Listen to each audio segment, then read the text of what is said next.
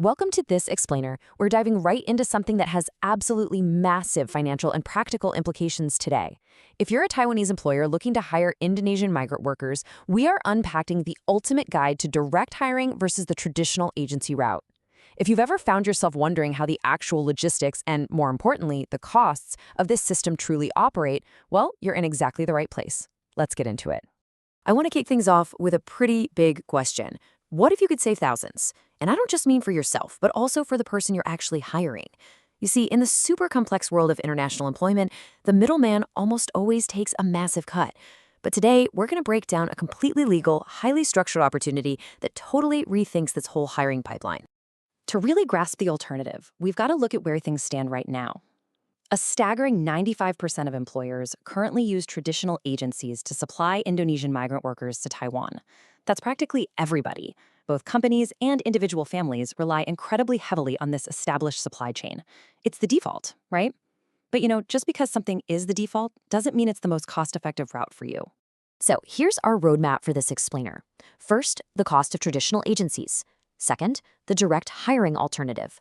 Third, how bilateral cooperation actually works. Fourth, calculating those cost savings. Fifth, a breakdown of the pros and cons. And finally, who should actually use direct hiring. Let's hit the road. Section 1. The cost of traditional agencies. Okay, just look at the sheer volume of these legally mandated fees. When an agency recruits a new worker, they typically charge an upfront fee that's basically equal to one full month of that worker's salary. For family care workers, you're looking at around 20,000 NT dollars. For industrial workers, that jumps up to 29,500 NT. And the crazy thing is, it doesn't even stop there. There are these recurring monthly service fees of about 1,500 to 1,800 NT, plus an extra annual service fee of 2,000 NT. Now, these are totally sanctioned by Taiwan's Ministry of Labor to compensate agencies for their ongoing services. But over a standard 3-year contract, wow, those numbers really start to snowball.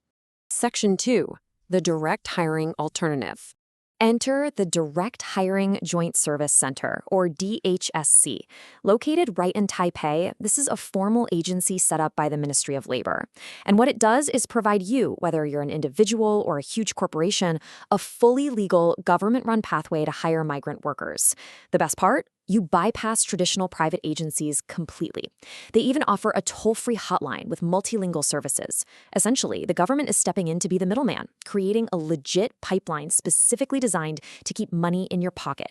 Section 3. How bilateral cooperation works. Let's walk through the exact step-by-step logic here. Step 1. You, the Taiwanese employer, submit your hiring needs directly to the DHSC. Step 2, the DHSC reviews the case and basically acts as your Taiwanese agency, forwarding that request over to their counterpart in Indonesia. Step 3 is where Indonesia's BP2MI, that's their Migrant Worker Protection Board, steps in.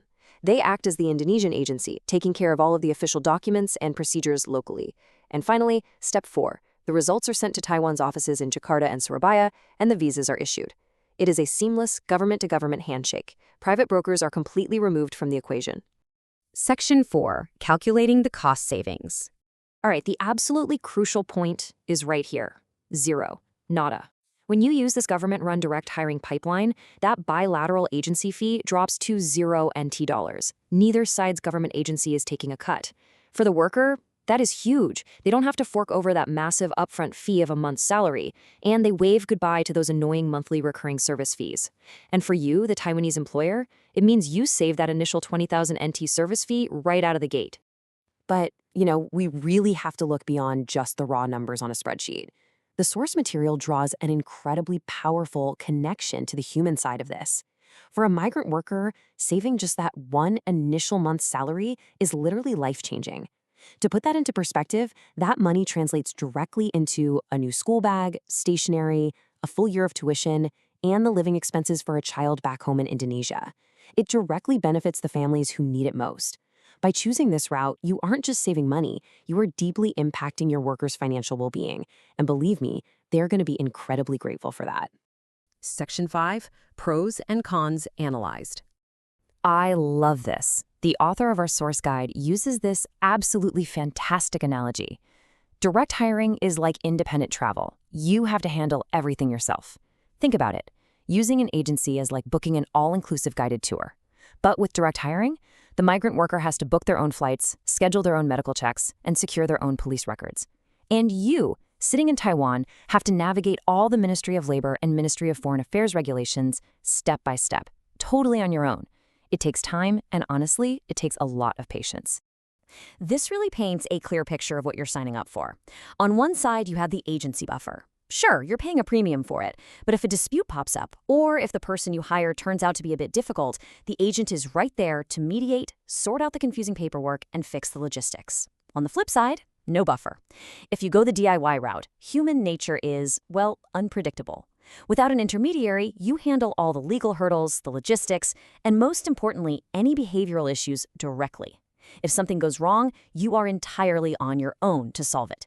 It's a real trade-off. Section 6. Who should use direct hiring? So, who is this actually for? The source material lays out exactly who benefits most securely from skipping the agency. First up, it's highly recommended for post-3-year contract renewals. I mean, if you already have a worker, you know them, and the trust is already established, why pay a middleman just to renew the paperwork? Second, it's great for experienced employers who already know their way around the bureaucracy. And finally, large industrial companies successfully do this all the time. Factories can just select workers directly from government training centers. Contrast that with finding a specialized family care worker from a rural village.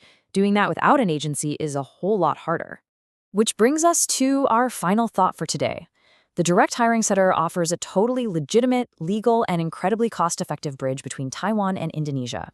It literally puts money back into the pockets of families who desperately need it, while saving you, the employer, thousands. But it absolutely demands your time, your patience, and your willingness to operate without that safety net. So, weighing the massive financial and human benefits against the extra administrative headache, let me ask you, are you ready to take the DIY route for your next hire? Thank you so much for joining me on this explainer. I really hope this deep dive helps you make the best, most informed decision possible.